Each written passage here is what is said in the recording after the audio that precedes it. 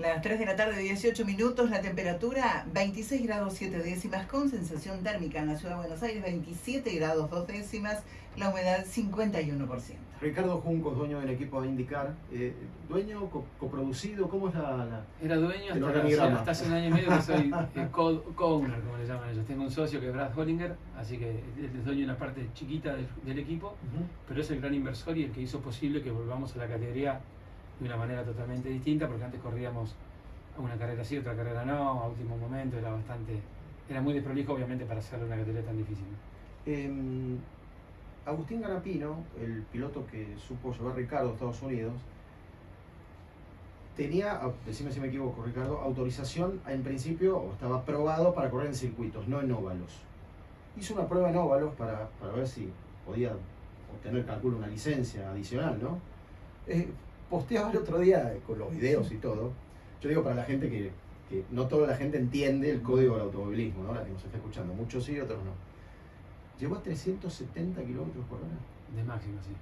Bueno, la mínima es 365. Claro, un poquito más despacio. Vos experimentaste eso, sí, ¿sabes? ¿O llegaste a Yo no. Yo personalmente nunca anduve en óvalo, de hecho. Corrí lo máximo con un Porsche GT3, no sé, lo que dé, 270, pero no más de 250, no sé, no más que eso. 370, escucharon bien, ¿no? 370.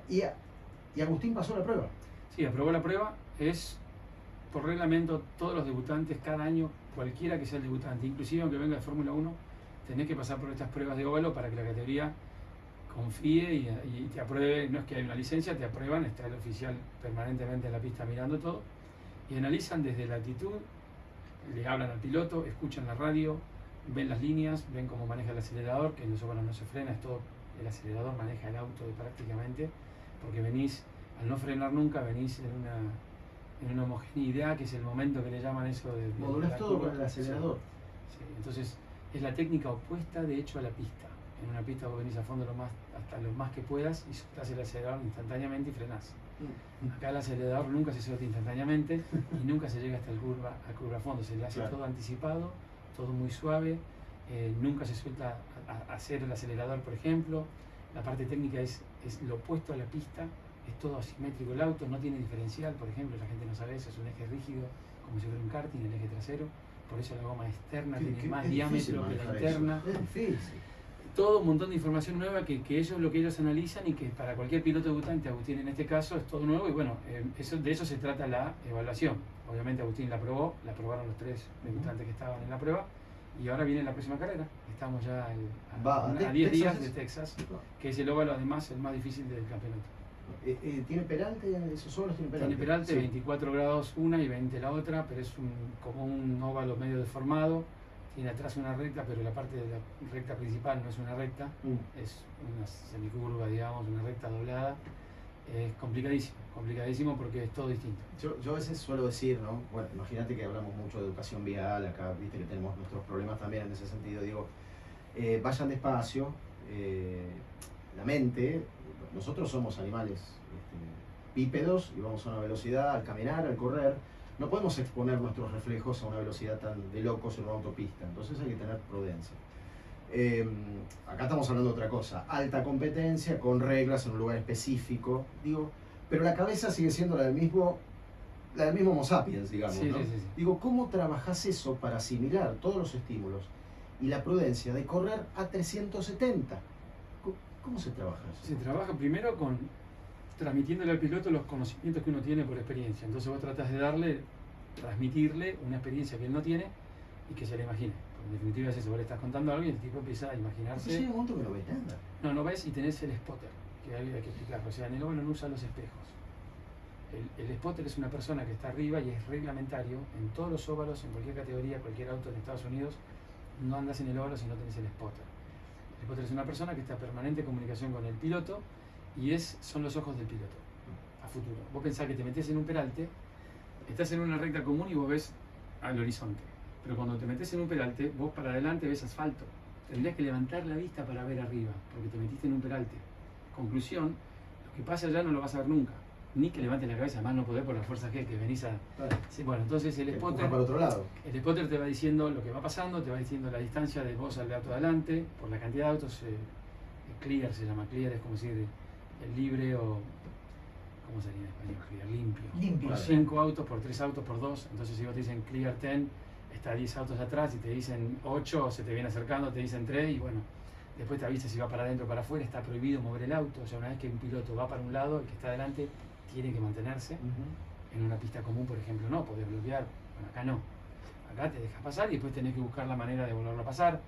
Entonces el piloto se tiene que acostumbrar a escuchar permanentemente y confiar ciegamente en el spotter, porque te dice chocar adelante, anda para arriba y tenés que hacer lo que te dice porque son fracciones de segundo. Pensá que la pista es asimétrica, tenés que pensar lo que vas a hacer en cada curva, que es una distinta de la otra, en 20 segundos te das la vuelta a 370 km por hora. Impresionante. No me entra en la cabeza, la verdad. Y eso obviamente con la experiencia de a poco los pilotos van mejorando. Obviamente los pilotos generalmente, obviamente ahora vamos a Texas con Canapino y el objetivo es terminar la carrera, no importa cómo. O sea, si terminamos 20 vueltas atrás, vamos a terminar. Porque lo mejor que puede hacer él es un aprendizaje. Es una práctica, no es una carrera. Y con esa actitud fuimos a St. Pete, a la primera del año, y así vamos a tener todas las carreras este año porque es una categoría que es extremadamente difícil. Joseph Newgarden, uno de los pilotos más exitosos que hay corriendo para Penske, sale campeón en su 6º año en la categoría, siempre con años buenos, con autos buenos. Pato O'Ward, Corton Herta, que ya han probado Fórmula 1, que son tremendos pilotos, ya llevan 4 temporadas y todavía no terminaron 10º en el campeonato. Te pueden ganar una carrera, es extremadamente competitiva, muy difícil, y ante eso, o sea, es el auto más difícil de manejar del mundo.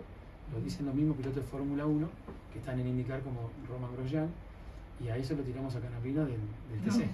Entonces es mucho, ¿no? Ah, tremendo. Ahora, vos dijiste recién algo en off, me animo a reproducirlo porque es algo que me resultó potente. Canapino es Messi.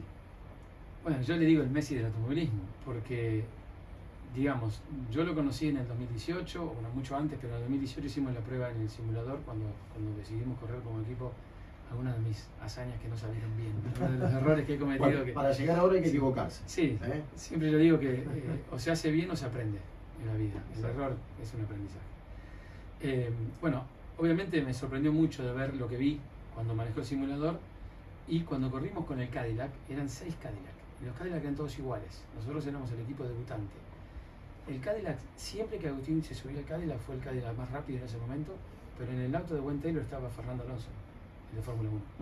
Entonces, en la época de que hecho, Alonso se quiso ir de la exactamente, y corrió en años Indy sabáticos, y lo agarró y lo pasó en pista Alonso. Entonces, cuando ves esas cosas y cuando ves cómo manejó el auto, lo bien que manejó la fuerza G, la aerodinámica, cómo trabajó con los ingenieros, que fue una experiencia muy cortita en tiempo, ¿no? O sea, no tuve mucho tiempo con él, más allá que las carreras son 24 horas, y tuvo problemas de físico, la butaca no era la de él, eso fue un macanón que complicó todo, y nos fue muy mal porque cometimos errores como equipo, el auto se paró, la parte electrónica, falló todo. Me sorprendí, o sea, cuando vos ves esas cosas, que a un piloto, yo siempre cuento, Kyle Kaiser, teníamos 4 pilotos, Kyle Kaiser era uno de los 4, venía de correr las 500 millas con nosotros, campeón de Indy Lights, muy buen piloto. A Kaiser le llevó 11 vueltas a hacer la curva 4 a fondo, que se hace a fondo con mucha confianza y después de tomarle la mano un poquito porque es difícil. Agustín en la 4ª vuelta ya estaba a fondo.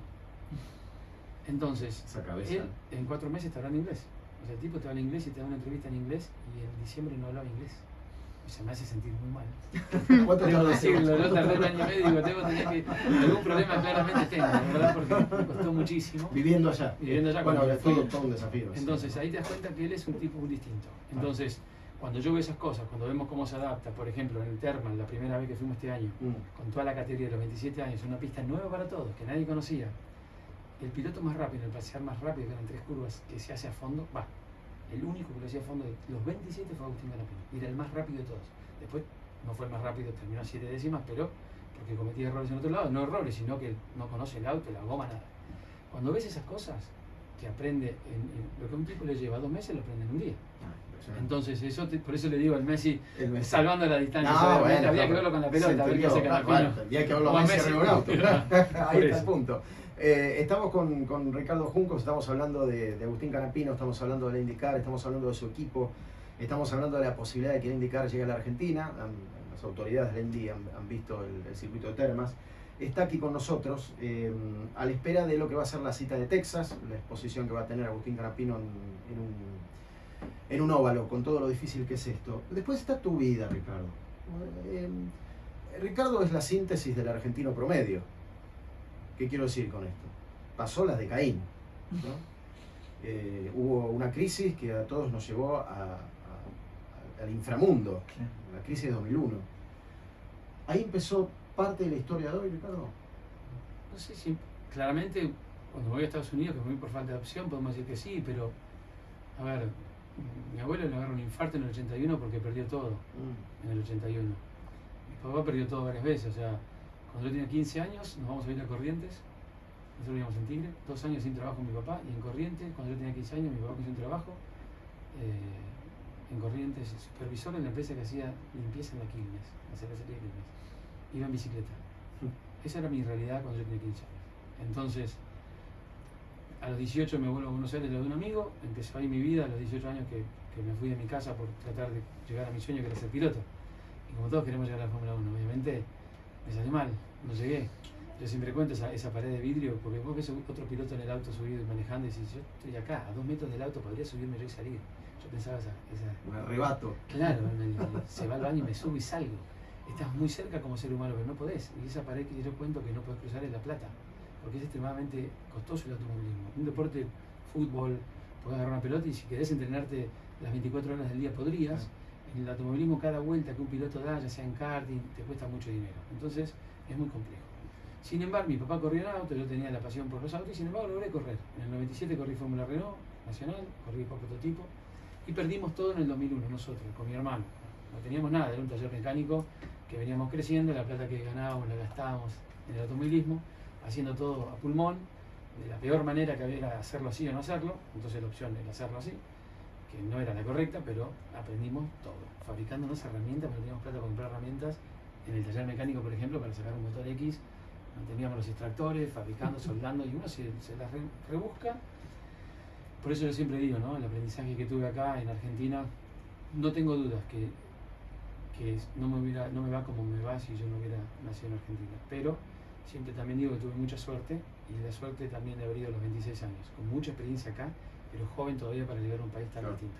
Si hubiera ido más tarde, hubiera tenido más experiencia en Argentina, pero quizá no me adaptaba nunca porque es tremendamente difícil la que hemos pasado, que uno por ahí no lo cuenta.